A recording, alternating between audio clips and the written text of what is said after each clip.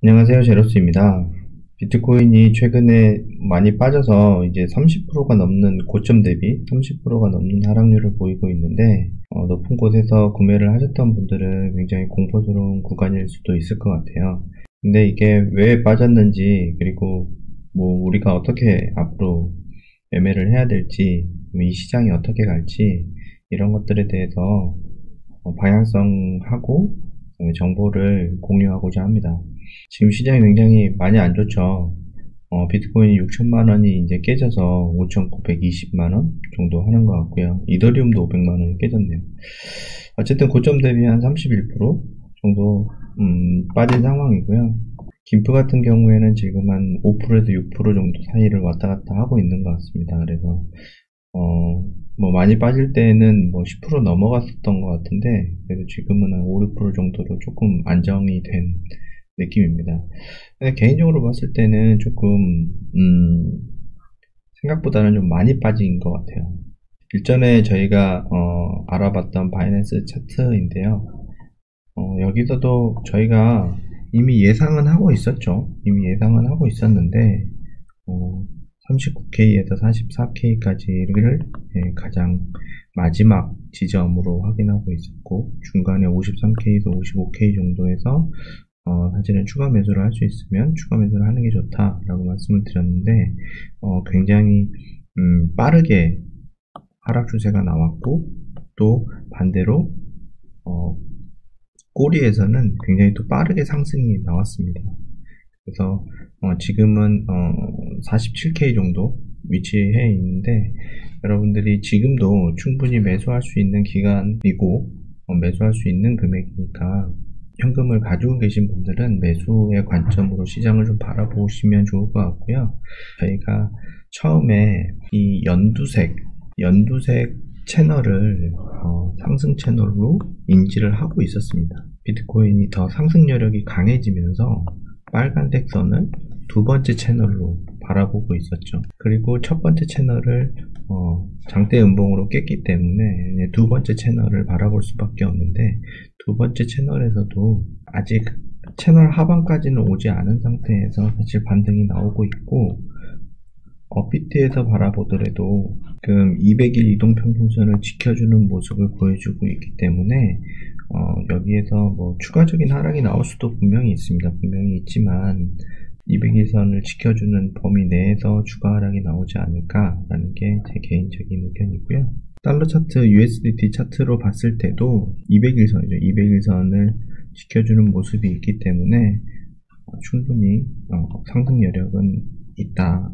하지만 조심해야 될 구간이긴 하다, 이렇게 말씀을 드리고 싶습니다. 그래서 이번에는 왜 비트코인이 이렇게 급격하게 하락을 했는지에 대한 배경을 간단하게 말씀을 드리면, 일단은 여러 가지 원인들이 있겠지만 그 중에서도 테이퍼링에 관련된 내용들이 조금은 주요하게 작용하지 않았나라는 생각이 들고요. 이거는 이제 이번 달에 진행될 FOMC 회의를 조금 더 지켜봐야 되는 상황인 것 같습니다. 많은 매체에서는 오미크론 관련된 여파로 비트코인이 하락했다, 이렇게 많이 얘기들을 하고 있는데, 제 생각은 조금은 달라요.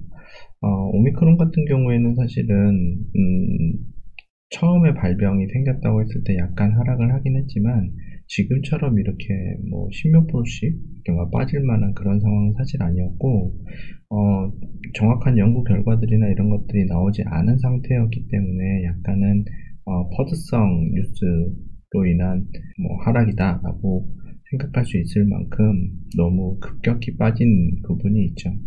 그리고 오늘 나왔던 뉴스 중에서는 헝다 관련된 뉴스도 있었습니다.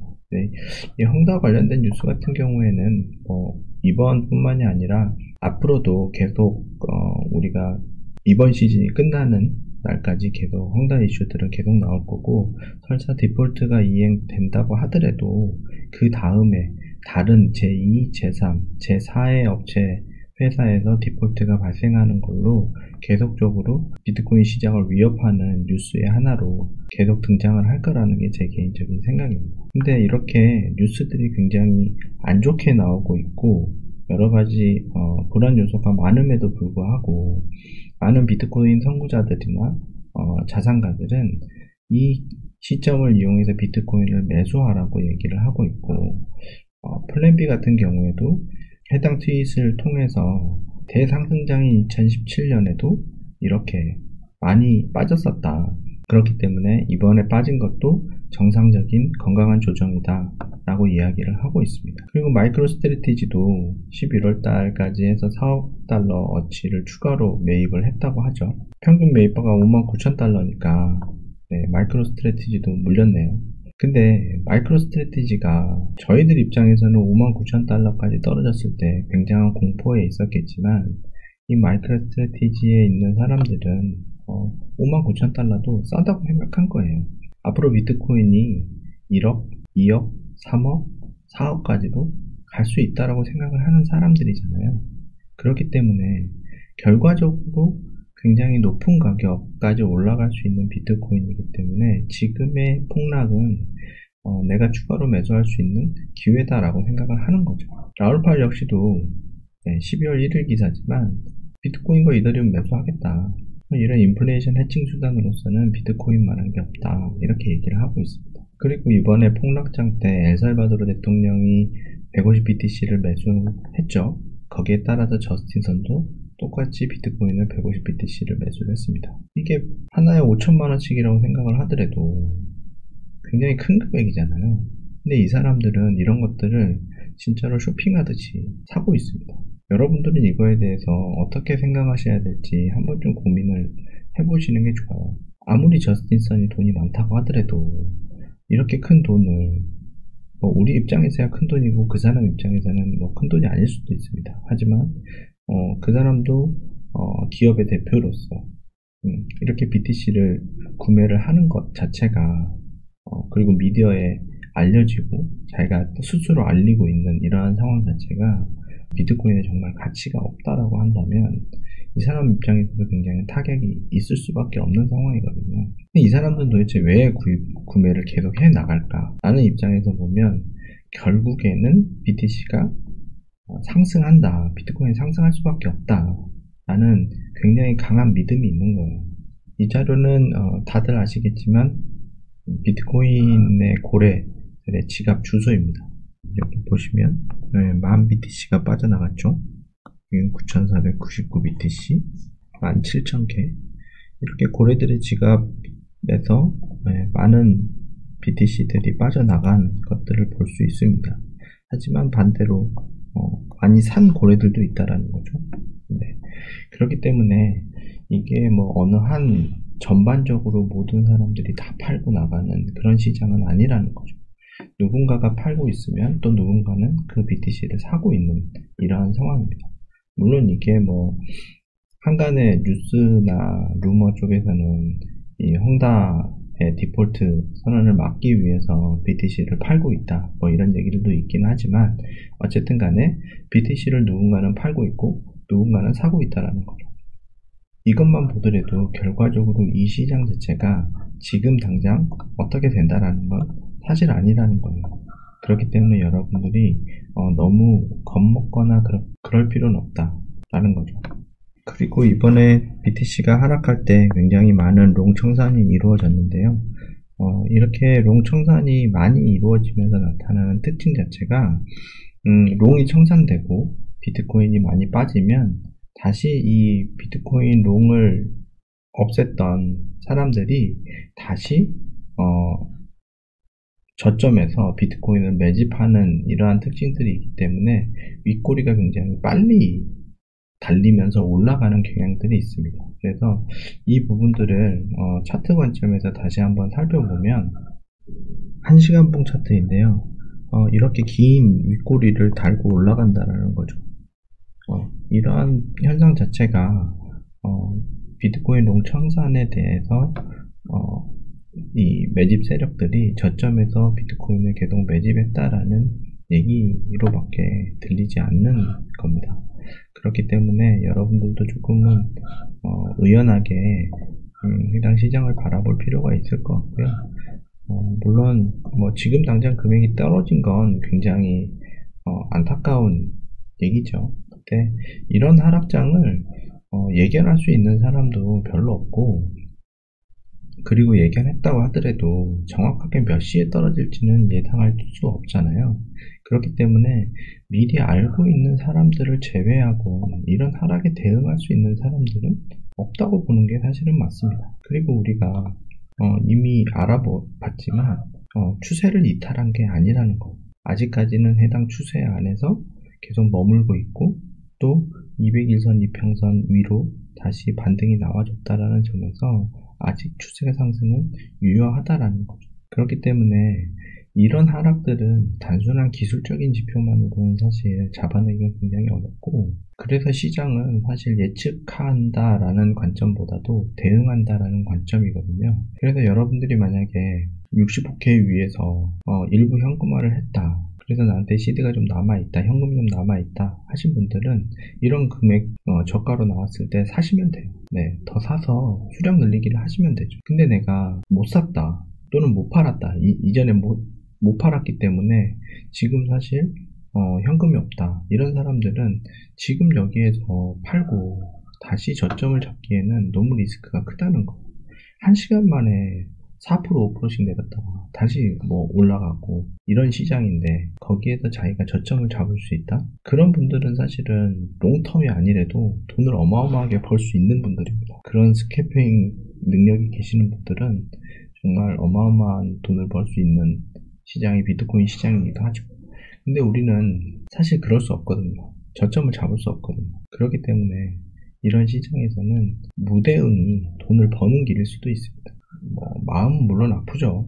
마음은 아프지만 지금 상황에서는 어떻게 대응한다는 관점보다도 현금이 있으신 분들은 저점에서 분할로 계속 매집을 하시고 수량 늘리기를 하시고, 지금 이미 다 구매를 해서 시드가 없으신 분들은 그냥 현재 상태를 그냥 계속 유지하시고 롱텀으로 길게 가져가 보시는 게 더 좋을 것 같다는 생각이 듭니다. 근데 물론 이것도 저희가 이번 시즌에 얘기했던 비트코인이 100K 간다, 하나로 1억 3천만 원 이상 간다 라는 대전제가 깔려 있어야 돼요. 만약에 비트코인이 100K 간다에 사실은 의심스럽다, 나는 못 갈 것 같다 라는 생각이 든다면 이미 65K 신고점을 탈환을 했을 때 사실은 어느 정도 매도를 했어야 되는 게 맞는 거죠. 그거에 대한 뷰가 굉장히 숏텀이라고 하신다면. 근데 저 같은 경우에는 올해 또는 내년 1분기 안에 비트코인이 충분히 100K를 갈 수 있다라고 믿고 있거든요. 그래서 해당 저점에서는 매수를 할 수 있는 용기가 생길 수 있는 것 같아요.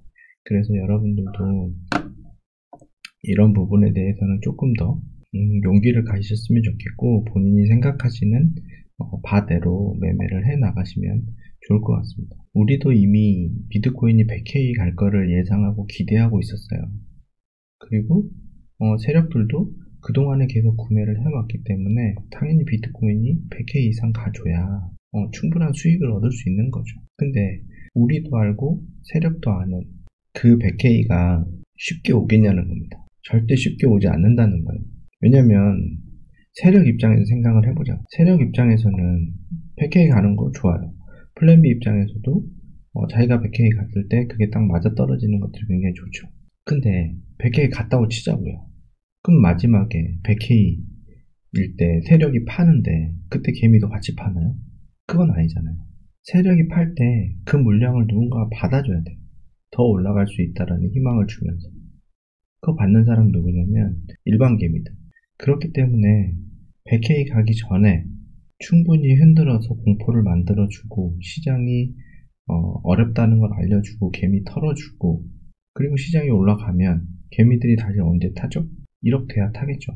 하나로 1억 돼서 타면 달러로 100K가 되면 1억 2, 3천 정도 되니까 그때 되면 사람들이 더 올라갈 수 있을 거라는 희망이 들 거고, 그 다음에 그동안에 투자하지 않았던 일반 다른 개미들도 다시 들어올 거란 말이죠. 더 들어올 거예요. 그러면 세력들은 물량을 정리하기가 한결 수월해지죠. 그래서 저는 이번에 하락이 사실은 굉장히 큰 폭으로 떨어졌고, 기존에 저희가 상승 트렌드로 만들어 놓은 채널을 이탈하긴 했지만 원래 채널에서는 벗어나지 않은 상황이기 때문에 충분히 아직 상승 여력이 남아있다라고 생각을 하고, 이번에 것들은 일부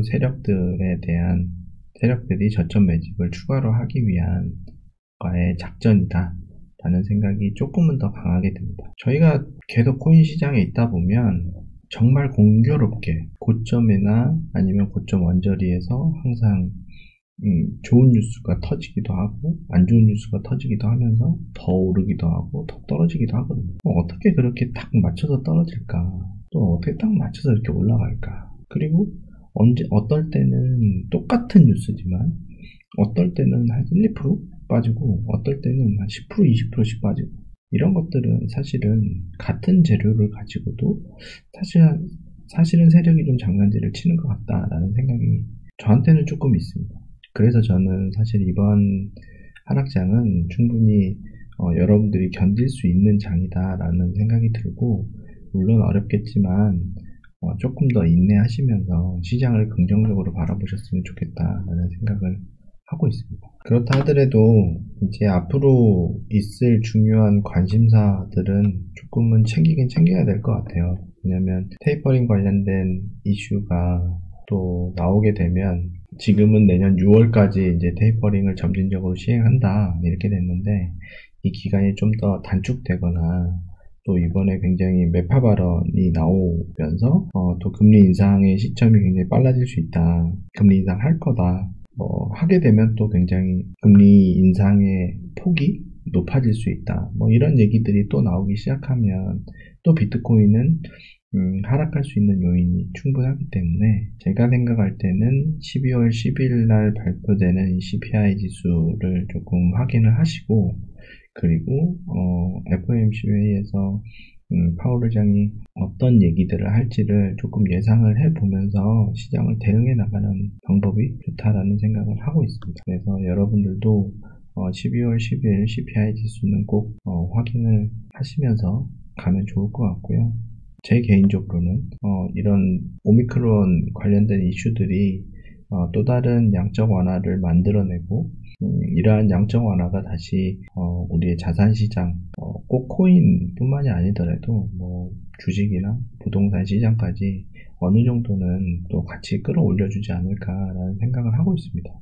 물론 이제 우리나라 같은 경우에는 부동산이 지금 굉장히 강한 규제를 막고 있기 때문에 계속적으로 상승한다 이런 말씀을 드리긴 어렵지만, 미국도 집값이 굉장히 많이 올랐잖아요. 근데 이러한 추세들이 앞으로도 당분간은 유지되지 않을까라는 생각을 하는 게 저의 관점이고요. 여러분들은 저의 관점을 참고하셔서 나름대로의 매매 전략들을 세우시고 매매를 해 나가시는 것들이 좋을 거라는 생각을 하고 있습니다. 오늘 방송도 시청해 주셔서 감사하고요. 다음에 다시 좋은 자료로, 좋은 정보로 찾아뵙도록 하겠습니다. 감사합니다.